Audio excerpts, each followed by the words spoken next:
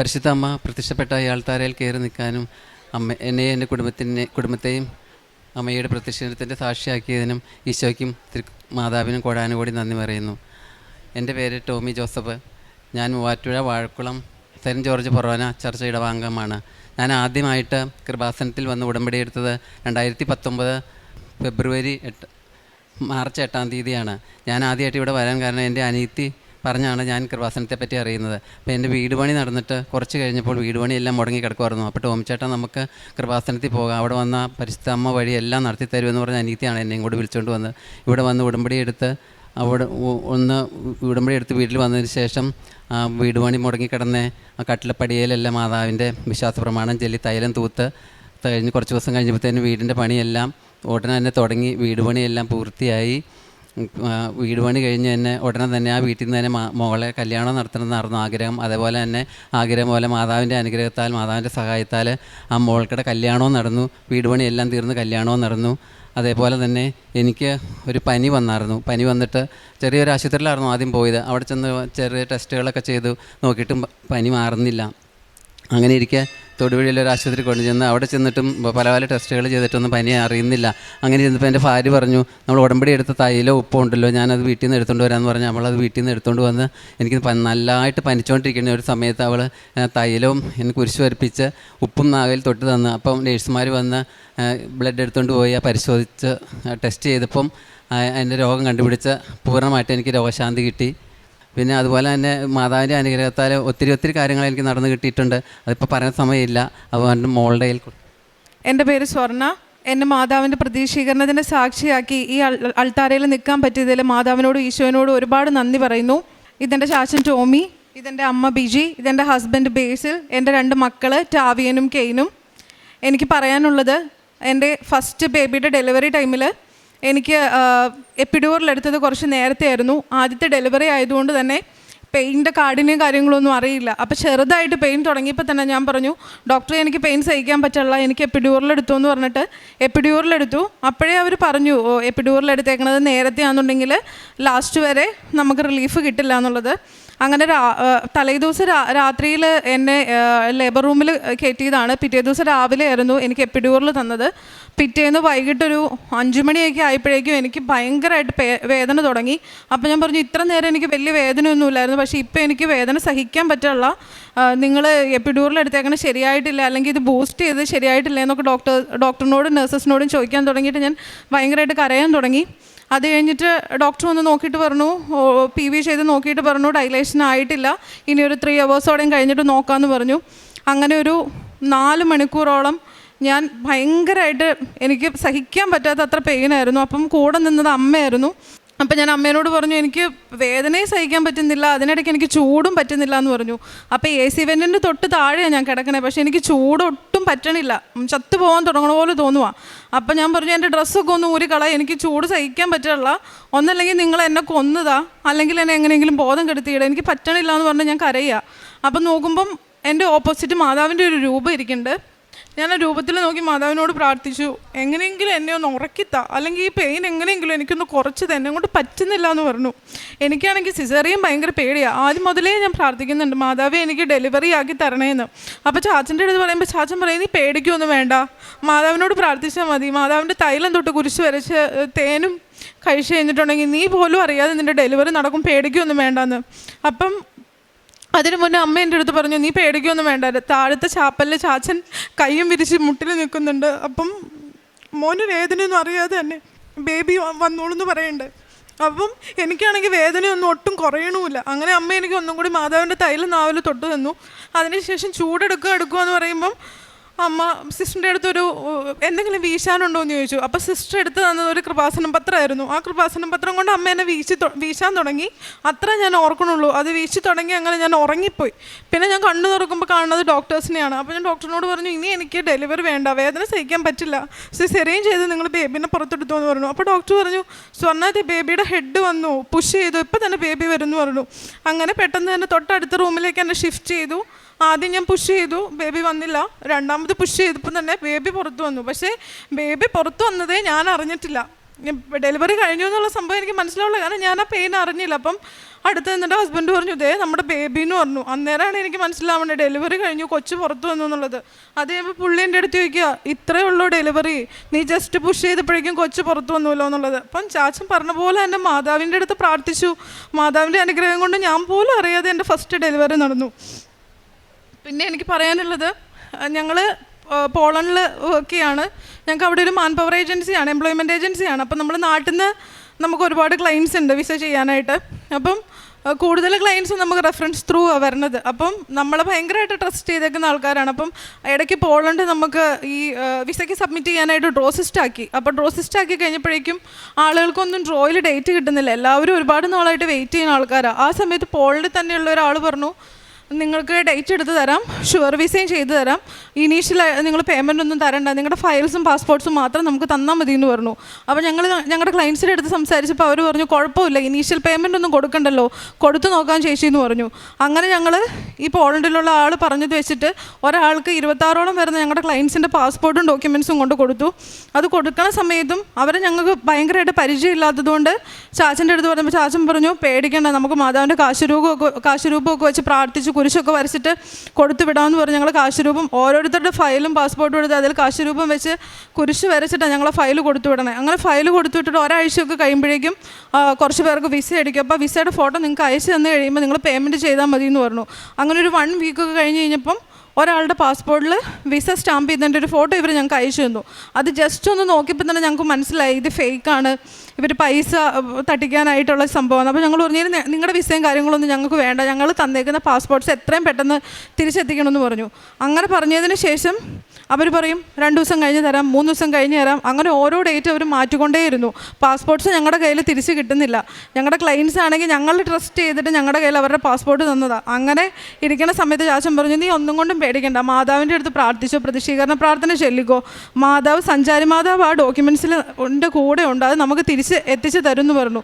അതുപോലെ തന്നെ ആ സമയത്ത് എന്ത് ചെയ്യും, ഞങ്ങൾക്ക് 2 പേർക്കും ഹിന്ദി ഫ്ലുവൻ്റായിട്ട് സംസാരിക്കാൻ അറിയില്ല. ഈ പാസ്പോർട്ട്സ് എല്ലാം ഡൽഹിയിലാണ് ഉള്ളതെന്ന് ഞങ്ങൾ അറിഞ്ഞു. പക്ഷേ ഡൽഹിയിൽ പോകാനോ അല്ലെങ്കിൽ അവിടെ ചെന്ന് കഴിഞ്ഞ് കഴിയുമ്പം ഇവർ പറയുന്ന ലൊക്കേഷനിൽ ചെല്ലാമെന്ന് ഇവരുടെ ലാംഗ്വേജ് ഒന്നും ഞങ്ങൾക്ക് പ്രോപ്പറായിട്ട് അറിയില്ല. അങ്ങനെ ഞാൻ എൻ്റെ ഒരു ഫ്രണ്ടിനെ വിളിച്ച് പറഞ്ഞു എടാ ഇങ്ങനൊരു പ്രശ്നമുണ്ട്. അപ്പം ഞാൻ എൻ്റെ 2ാമത്തെ ബേബീനെ ക്യാരിങ് ആണ്, എനിക്ക് ഭയങ്കര ടെൻഷനും കാര്യങ്ങളുമാണ്, ഈ പാസ്പോർട്ട് ഇങ്ങനെ പോയേക്കണോണ്ട് എന്ത് ചെയ്യുന്നു വിചാരിച്ചെന്ന് പോകുമ്പോൾ നീ ടെൻഷൻ ആവണ്ട, അതെന്തെങ്കിലും ഒരു സൊല്യൂഷൻ ഉണ്ടാക്കാമെന്ന് പറഞ്ഞിട്ട് എൻ്റെ ഫ്രണ്ടിൻ്റെ സിസ്റ്റർ ആർമിയിലാണ് വർക്ക് ചെയ്യുന്നത്. അപ്പം ചേച്ചീനെ വിളിച്ച് കാര്യം പറഞ്ഞപ്പോൾ ചേച്ചി പറഞ്ഞു നിങ്ങൾ ടെൻഷൻ ആവണ്ട, ആ ആളുടെ നമ്പർ തന്നേരെ, ഞാൻ വിളിച്ചിട്ട് ഏത് ലൊക്കേഷനിലാണ് ചെല്ലേണ്ടതെന്ന് പറഞ്ഞാൽ അവിടെ ചെന്ന് ഞാൻ പാസ്പോർട്ട് കളക്ട് ചെയ്തോളാം എന്ന് പറഞ്ഞു. അങ്ങനെ ആ ചേച്ചി അതിക്ക് മുന്നേ ചേച്ചീനെ കാണുമോ ചേച്ചിനോട് സംസാരിക്കുകയോ ഒന്നും ചെയ്തിട്ടില്ല. ഫ്രണ്ടിൻ്റെ ചേച്ചിയാണ്, ഫ്രണ്ടായിട്ട് മാത്രമാണ് ഞങ്ങൾക്ക് കമ്മ്യൂണിക്കേഷനുള്ളൂ. പക്ഷേ ചേച്ചി ഡൽഹിയിൽ പോയി ചെന്ന് കഴിഞ്ഞപ്പം അവർ കുറേ ട്രാപ്പ് പോലെ കുറേ സ്ഥലങ്ങൾ ഇന്ന സ്ഥലത്താന്ന് പറഞ്ഞ് ചേച്ചീനെ ബുദ്ധിമുട്ടിച്ചു. ലാസ്റ്റ് ആ ഡോക്യുമെൻറ്റ്സ് വാങ്ങാൻ ചേച്ചി പോയ സ്ഥലം ഭയങ്കര അവിടുത്തെ ഒരു റൂറലായിട്ടുള്ളൊരു സ്ഥലമായിരുന്നു, കുറച്ച് പേടിയൊക്കെ തോന്നുന്ന സ്ഥലമായിരുന്നു. പക്ഷേ ചേച്ചി ആ ലൊക്കേഷനും ചേച്ചിയുടെ ഹസ്ബൻഡിനും ബ്രദറിനും ഷെയർ ചെയ്തതിന് ശേഷം ചേച്ചി ആ ലൊക്കേഷനിൽ പോയി ഞങ്ങളുടെ 26 പാസ്പോർട്ട് ഞങ്ങൾക്ക് തിരിച്ച് മേടിച്ചുകൊണ്ട് തന്നു. ആ പാസ്പോർട്ട് പോയതിന് ശേഷം അവരുടെ സൈഡിൽ നിന്നുള്ള കാര്യങ്ങൾ കണ്ടു കഴിഞ്ഞപ്പം ഇനി ഈ പാസ്പോർട്ടെല്ലാം ഞങ്ങൾ എങ്ങനെ തിരിച്ചെത്തിക്കുന്നു ഞങ്ങൾ ഒരുപാട് ടെൻഷൻ അടിച്ചതാണ്. പക്ഷേ മാതാവിൻ്റെ അനുഗ്രഹം കൊണ്ടും മാതാവിൻ്റെ കാശുരൂപം വെച്ച് പ്രാർത്ഥിച്ചത് കൊണ്ടും സഞ്ചാരി മാതാവ് കൂടെ പോയാണ് ആ പാസ്പോർട്ട്, ആ ചേച്ചിയിലൂടെ സഞ്ചാരി മാതാവ് പ്രവർത്തിച്ചിട്ടാണ് ഞങ്ങൾക്ക് ആ പാസ്പോർട്ടെല്ലാം തിരിച്ചു കിട്ടിയത്. അതുപോലെ തന്നെ എൻ്റെ ഹസ്ബൻഡ് നോർമൽ TRCയിലായിരുന്നു പോണ്ടിൽ നിന്ന്. അപ്പം നോർമൽ TRCയിൽ നിന്ന് ഞങ്ങൾ ബിസിനസ് TRCയിലേക്ക് മാറ്റാനായിട്ട് കാർഡ് അപ്ലൈ ചെയ്തതിന് ശേഷം എന്ത് ചെയ്താൽ ആൾക്ക് ഡിസിഷൻ വരുന്നില്ല.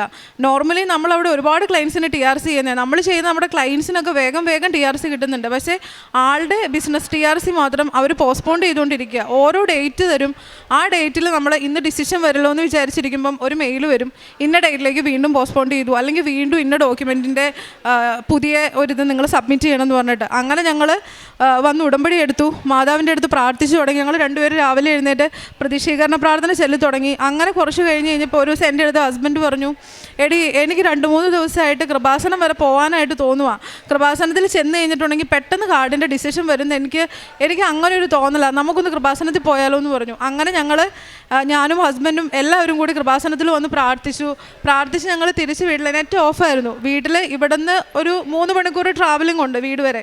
വീട്ടിലെത്തിയ ആൾ നെറ്റ് ഓഫ് ചെയ്ത സമയത്ത് ആൾക്കൊരു മെയിൽ വന്നിട്ടുണ്ട്, നമ്മുടെ ലോയറിൻ്റെ ഡിസിഷൻ റെഡിയായി, ബേസിലിൻ്റെ കാർഡ് കളക്ഷൻ ഡേറ്റ് എന്ന് പറഞ്ഞ് മെൻഷൻ ചെയ്ത് വന്നേക്കാണ്. കാരണം അത്രയും ഒരു 6 തവണയെങ്കിലും നമ്മുടെ ഡിസിഷൻ പോസ്റ്റ്പോൺ ചെയ്തിട്ടുണ്ട് ഫോറിൻ ഓഫീസിൽ നിന്ന്. പക്ഷേ ഇവിടെ വന്ന് മാതാവിൻ്റെ അടുത്ത് പ്രാർത്ഥിച്ചതിൻ്റെ ഫലമായിട്ട് മാതാവ് ഇടപെട്ട് കാർഡിൻ്റെ കാര്യങ്ങളും എല്ലാ കാര്യങ്ങളും റെഡിയാക്കി തന്നു.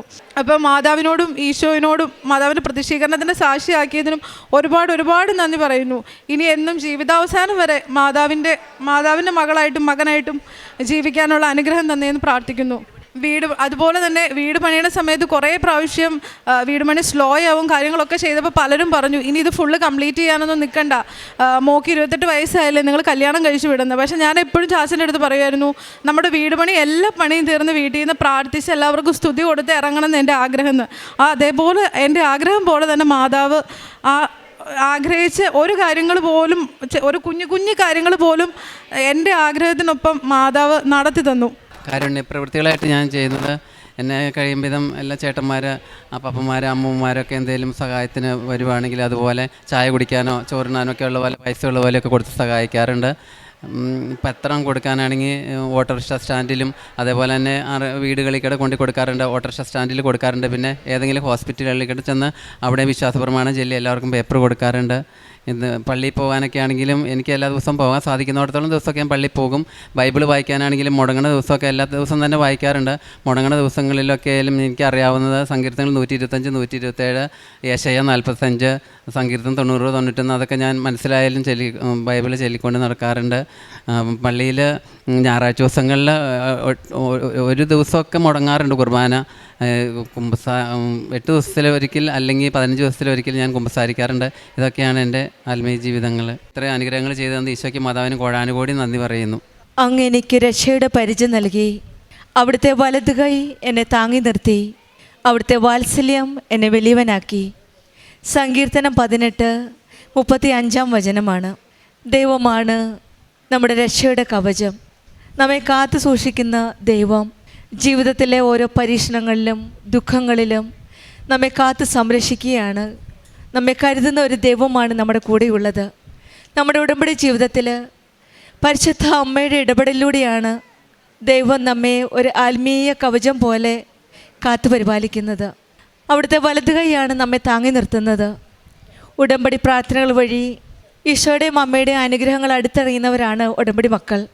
പ്രാർത്ഥനയിൽ വിശ്വസ്തയോടെ നമ്മൾ പ്രാർത്ഥിക്കുമ്പോൾ നമ്മളെ വീഴാതെ കാത്ത് പരിപാലിക്കുന്നതും നമ്മളെ നിലനിർത്താൻ സഹായിക്കുന്നതും ഈശോയും അമ്മയുമാണ്. അങ്ങനെയുള്ള ഒരു ദൈവത്തിൻ്റെ സംരക്ഷണവും ആ താങ്ങി നിർത്തുന്ന ആ ദൈവത്തിൻ്റെ സ്നേഹവും അടുത്തറിഞ്ഞ ഒരു കുടുംബത്തിൻ്റെ ദൈവാനുഭവ സാക്ഷ്യമാണ് നാം ഇപ്പോൾ കേട്ടത്. ടോമി ജോസഫ് എന്ന സഹോദരനും മക്കളും നമ്മളോട് ഷെയർ ചെയ്തത്. 10 മാസത്തോളം മുടങ്ങിക്കിടന്ന ഒരു വീട് പണിയായിരുന്നു.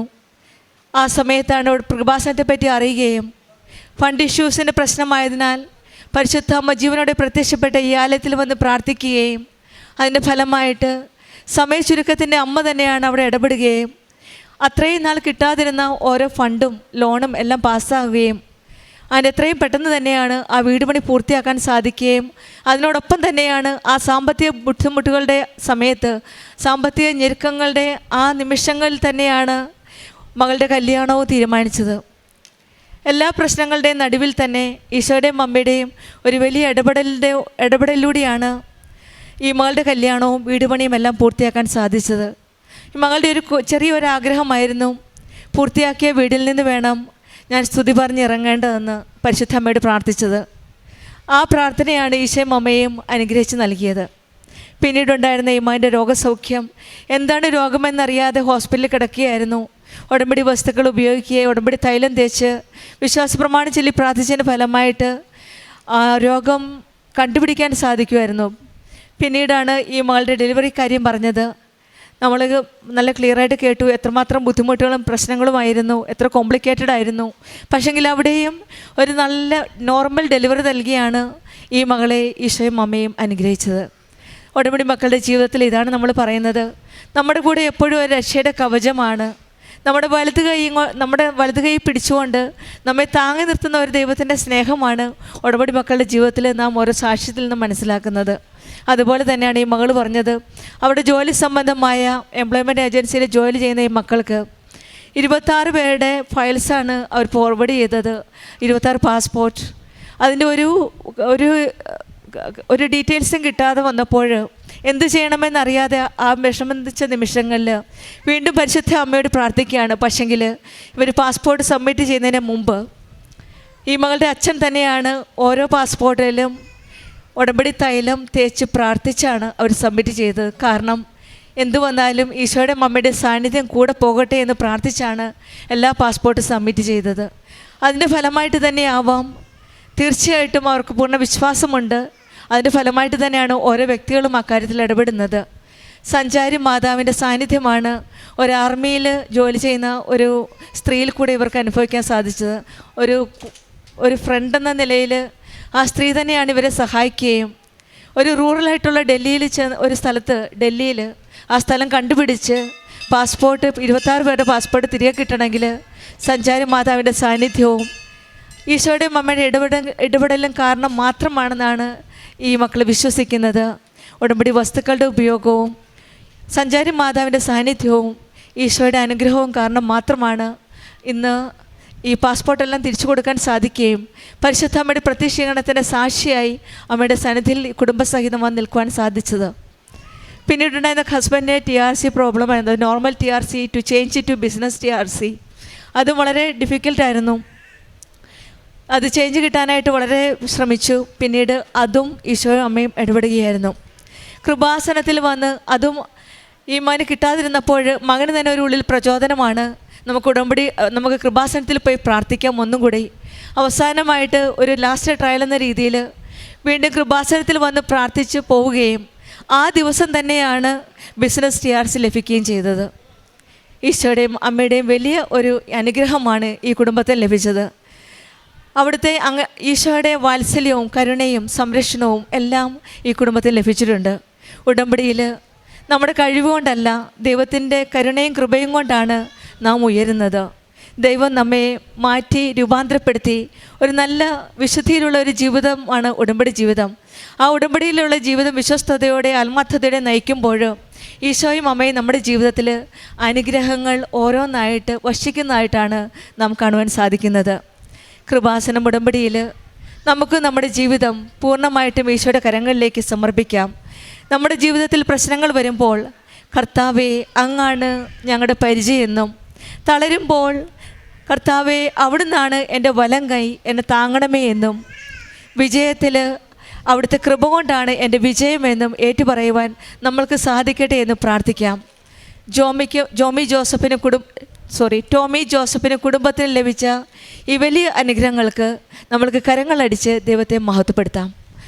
യേശുവേ നന്ദി, യേശുവേ സ്തുതി, അവേ മരിയ. അത്യപൂർവ ദൈവാനുഭവങ്ങൾ ഇനി നിങ്ങൾക്കും സ്വന്തം. ഈ യൂട്യൂബ് ചാനൽ ഇതുവരെ സബ്സ്ക്രൈബ് ചെയ്തിട്ടില്ലെങ്കിൽ ഇപ്പോൾ തന്നെ സബ്സ്ക്രൈബ് ചെയ്യുക. ഈ വീഡിയോ ഇപ്പോൾ തന്നെ നിങ്ങളുടെ സുഹൃത്തുക്കൾക്ക് ഷെയർ ചെയ്തുകൊണ്ട് കർത്താവിൻ്റെ പ്രേക്ഷിതരാകുക.